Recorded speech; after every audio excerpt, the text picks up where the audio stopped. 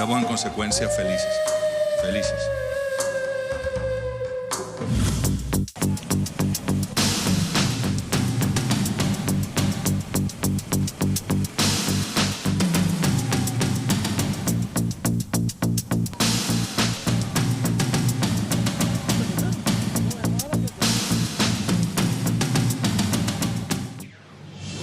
Hola, ¿qué tal? Muy buenas tardes, ¿cómo me le va? En el aire una nueva edición de Temas del Día. Solo por hoy les acompaña Luis de Jesús. Vamos de inmediato a chequear nuestra pregunta del día. Iniciamos. Pregunta del día. Emmanuel Macron, de mi compañero Rey Gómez, dice: cumple un año el presidente Emmanuel Macron en el gobierno y así están las calles en Francia. ¿Cómo evalúa usted este periodo de gestión? Les invitamos a que participen. Recuerda, con el hashtag Opine Macron y pregunta del día, también la etiqueta Temas del Día. Iniciamos de esta manera, Temas del Día. Nuestro primer tema del día nos lleva hasta Francia. Se cumple un año de asumir Emmanuel Macron como presidente. ¿Y cuál es el balance? ¿Hasta qué punto ha cumplido sus promesas de campaña? Le ampliamos a continuación. Hagamos un recuento de las promesas de campaña que este joven exbanquero, el entonces candidato por el partido En Marche, centró sus promesas en temas como la economía, el empleo y la inmigración. Prometió que durante su gobierno realizaría una supresión de 120.000 puestos de funcionarios para reducir que los neoliberales catalogan como gasto público. Prometió además la creación de un sistema para sancionar a las empresas que abusen de los contratos de corta duración, así como un sistema universal de seguro por desempleo financiado con impuestos. En materia migratoria, anunció la implementación de un examen de las solicitudes de asilo en menos de 6 meses para agilizar los procesos de recepción y documentación de migrantes. Ahora bien, comparamos estas promesas con las que, sin embargo, ha estado cumpliendo durante este primer año de gestión. Según especialistas, sus políticas responden a un modelo típicamente neoliberal al que, al decir del expresidente François Hollande, no favorece a los ricos, sino los más ricos de ese país. Su gestión se ha basado en recortes a las prestaciones sociales, entre ellos la reducción del apoyo al alquiler, una polémica reforma laboral que promueve la tercerización y la falta de operatividad de los sindicatos, una ley educativa excluyente encaminada a la selectividad en la admisión de estudiantes por las universidades, lo que pone en riesgo el derecho a la educación. También ha pretendido ir demasiado lejos, por ejemplo, con su reciente propuesta de aplicarle una reforma a la SNCF. Hablamos del Sindicato de Trabajadores de Ferrocarriles, considerada por el pueblo francés como uno de sus mayores orgullos.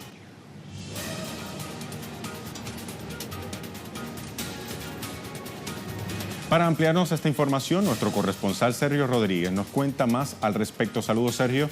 ¿Cómo recibe Francia el primer aniversario de Emmanuel Macron en el Elíseo? Muy buenas noches, Rey. Un saludo muy fuerte para ti y para toda la audiencia de Telesur. Bueno, efectivamente se cumple un año del mandatario francés Emmanuel Macron, el candidato de En Marcha, que ha hecho frente durante este año a diferentes procesos. Ya en su campaña electoral insistió en que venía a Francia para seguir ajustando y recortando, y es lo que ha aplicado pese a que no tenía el apoyo de la mayoría. Aunque en un principio fue el candidato que frenó el acelerón de la ultraderechista Marine Le Pen, finalmente se ha convertido en el político de la banca. Aunque él viene de la banca, lo cierto es que, como ya decía los insumisos en Francia, Macron es la representación de las políticas neoliberales y el continuismo de aquello que estaba llevando a cabo el presidente francés François Hollande, su sucesor, y que ahora pues está mostrando en la calle el rechazo mayoritario a estas medidas. Si ya veíamos cómo a principio de su mandato se aplicaba la reforma del Código de Trabajo, que hizo que miles de trabajadores saliesen en todo el país para mostrar su rechazo,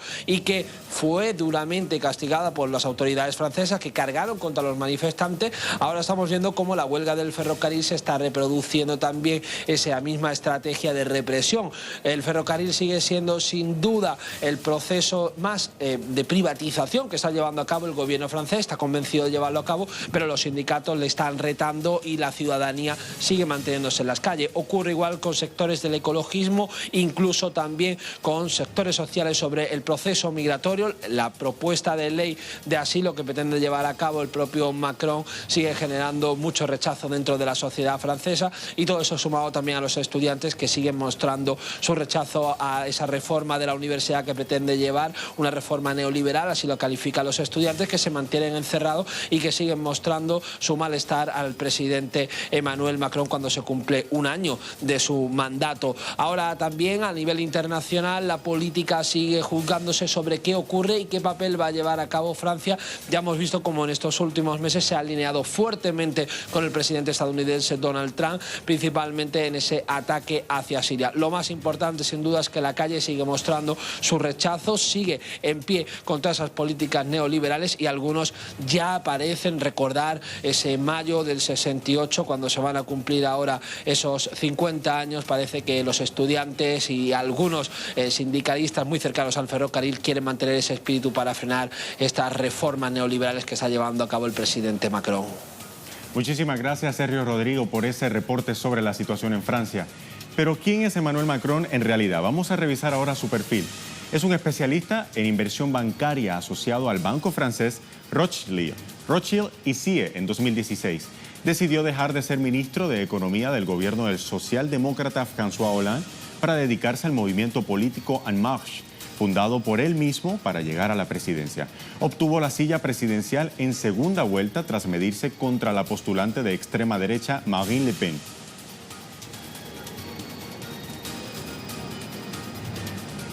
Ahora bien, repasamos nuestra imagen del día de hoy. Nos lleva hasta Hawái, donde científicos advierten del riesgo de erupción a gran escala del volcán Kilauea.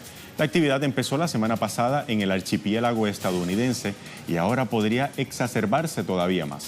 Según indicó el Servicio de Parques Nacionales, este viernes decidió cerrar la zona donde se encuentra el volcán. Según expertos, los niveles de lava dentro del cráter están disminuyendo, lo que podría ser el preludio de una gran explosión. Su erupción la semana pasada estuvo precedida por un terremoto de magnitud 5. Cientos de personas han sido evacuadas de la zona como medida de seguridad y la lava destruyó algunas estructuras de la zona que lo rodea. Y Kilauea es uno de los volcanes más activos del mundo. Con esta imagen nos vamos a la pausa.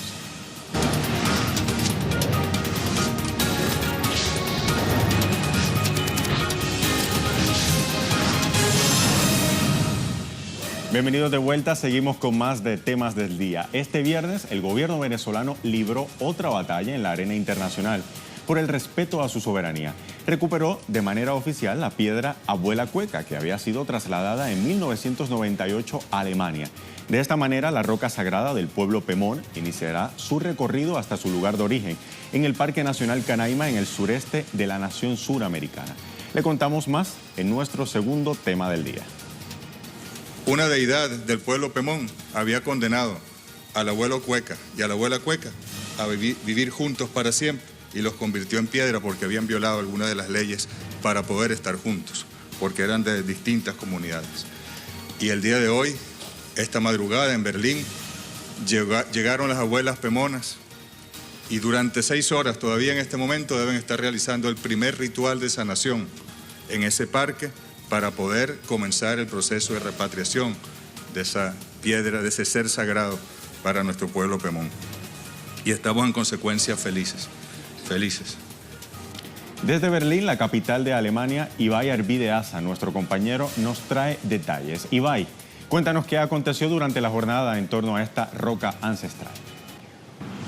Buenas noches, Rey. Saludos a ti y a toda nuestra audiencia desde Berlín, capital de Alemania, en donde hemos vivido una emocionante jornada que constituye el inicio del regreso de la piedra Cueca al estado de Bolívar, a la Gran Sabana, de donde nunca debería haber salido.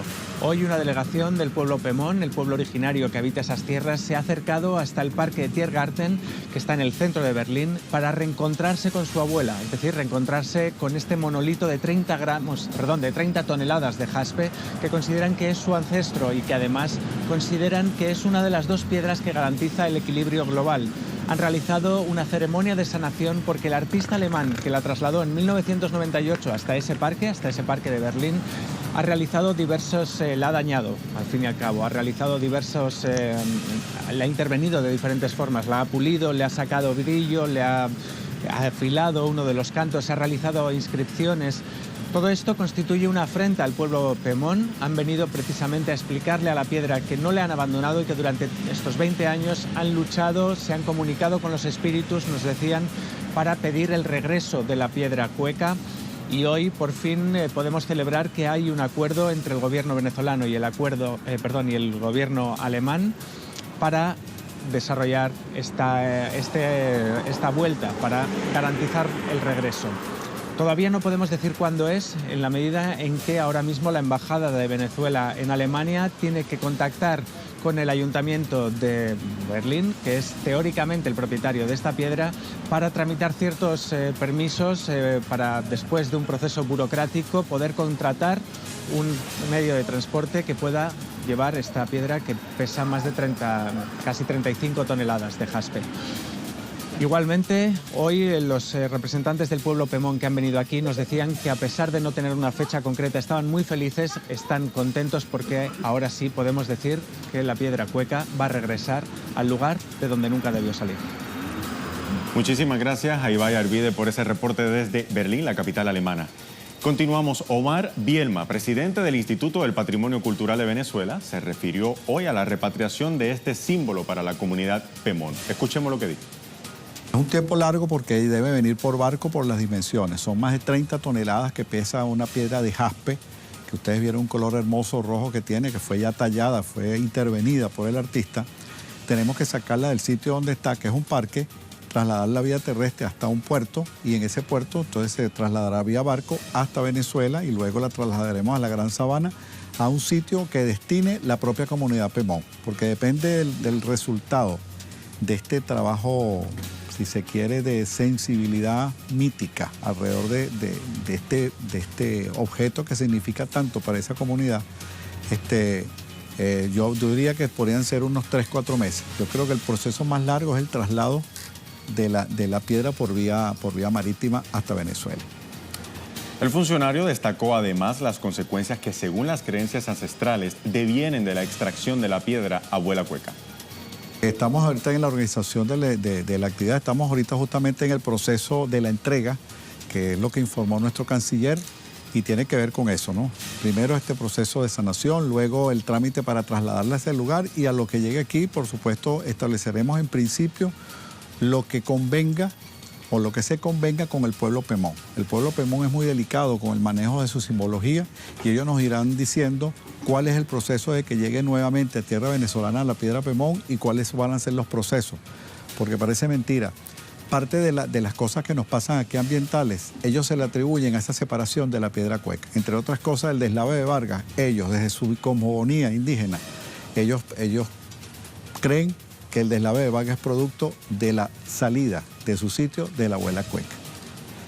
Ahora bien, ¿cómo ha sido la lucha del pueblo venezolano para lograr la repatriación de este bien mundial? Pues también se lo vamos a contar. La piedra cueca está envuelta en controversia desde 1998, cuando la piedra de jaspe semipreciosa fue entregada por el gobierno de Rafael Caldera al artista alemán Wolfgang von Schwarzfeld, a pesar de las protestas de la comunidad originaria pemón. Aunque el artista señaló que la piedra ingresó con licencia a Alemania, el Parque Nacional Canaima, donde estaba ubicada, había sido declarado Patrimonio Natural de la Humanidad en 1994, lo que implica que todo ese territorio está bajo salvaguarda especial. Desde la llegada de la Revolución Bolivariana, el gobierno comenzó a gestionar los trámites para su regreso al país suramericano. Ahora bien, es importante resaltar que en 2006 la piedra cueca fue declarada bien de interés cultural, lo que le otorga a la roca la valía de ser patrimonio mundial, natural y cultural. Desde 2010, Venezuela ha solicitado al gobierno de Alemania la devolución formal de la piedra. Recientemente, en abril de 2018, una delegación venezolana participó en una reunión de la UNESCO en la que solicitó el retorno de la cueca a la Gran Sabana en el país suramericano.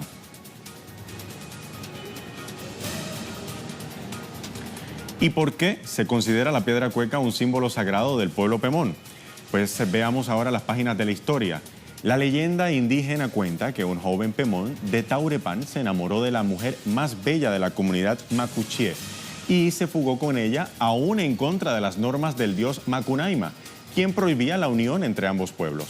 A partir de ese momento, los amantes fueron perseguidos y su condena fue vivir abrazados eternamente, convertidos en piedra. Así se convirtieron en los ancestros de los indígenas Pemón.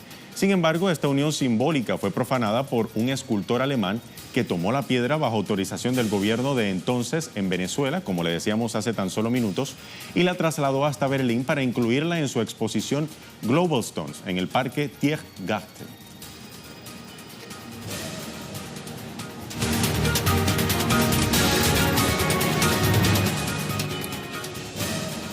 Nuestro tema en desarrollo se sitúa ahora en Palestina. Este viernes se realiza la 7ª jornada de la Gran Marcha del Retorno. El Ministerio de Salud de Gaza informó que al menos un palestino murió y cientos fueron heridos en medio de la represión por parte del ejército israelí. Esta fue la última jornada de protestas antes de la convocada para el próximo 14 de mayo, en contra del traslado de la Embajada de Estados Unidos de Tel Aviv a Jerusalén para el día siguiente, día en que los palestinos conmemoran la Nakba, o catástrofe, un hecho que recuerda la desgracia que supuso la fundación en Israel en 1948. Desde Gaza, nuestra compañera Nur Harasin nos tiene los pormenores. Nur. Es la 7ª semana consecutiva de la Gran Marcha del Retorno aquí en la Franja de Gaza. Estoy en uno de los campamentos que se llama el Campamento de Malak. Es uno de los 5 campamentos a lo largo de la línea fronteriza entre Gaza e Israel. Como pueden ver detrás de mí, cientos de personas llegan al campamento para unirse y participar en esta protesta. El humo negro que ven detrás de mí es causado por palestinos que quemaron neumáticos para cegar a los francotiradores israelíes que atacan a los manifestantes.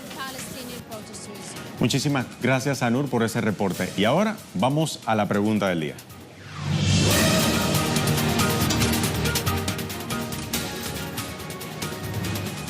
Iniciamos así para ver las respuestas, pero antes les recordamos cuál era la pregunta. Dice, Emmanuel Macron cumple un año de gobierno y así están las calles de Francia. ¿Cómo evalúa usted este periodo de gestión? Opine Macron. Vamos a la primera respuesta. Romain Migus nos dice, calles prendidas, movilizaciones en contra, ¿será suficiente para que los franceses reaccionen? Vamos a la próxima respuesta. A nuestra compañera María Montaño dice, sus políticas han respondido a un modelo de reformas y recortes que los franceses no aprueban, muy similar a otro país de América Latina. ¿Se puede considerar un verdadero líder a quien no escucha a su gente? Lo dejo a reflexión. En otra respuesta de Ariel Anglada nos dice, un golpe bajo a la juventud francesa, reaccionario cuando se habla de formar soldaditos europeos con estatutos reformados para participar en conflictos bélicos y también cuando se trata de reformar y facilitarle a favor del empresario y en contra del trabajador francés. Yaot Altan nos dice, es el French Poodle de Trump. Se refiere a una raza de perro, claro está. Igual de sionista y lleno de problemas en casa. Que renuncie. Una más, Guillermo Lescano, un año, millones de frustraciones para el pueblo francés. Casualidad de Emmanuel Macron. Y por último, Guillermo Lescano, quien participa regularmente, le damos la bienvenida y lo saludamos. Dice, este pequeño espacio en el que gobierna Macron da como resultado -10. Por algo la gente está en huelga y por eso la baja imagen del mandatario, empresario francés. Ahí tenían las respuestas de nuestra pregunta del día y ahora lo dejamos con el video web del día. Producciones audiovisuales que puede conseguir compiladas en la cuenta en Facebook de Telesur. ¿Le teme usted a las vacunas? Pues ¿sabe qué consecuencias puede tener no asistir al médico a que le apliquen una dosis para combatir ciertas enfermedades? Pues en Rumanía ya se han perdido vidas por el miedo a las inyecciones. Si no me lo cree, le invito a ver estas imágenes con las que despedimos nuestro programa de hoy.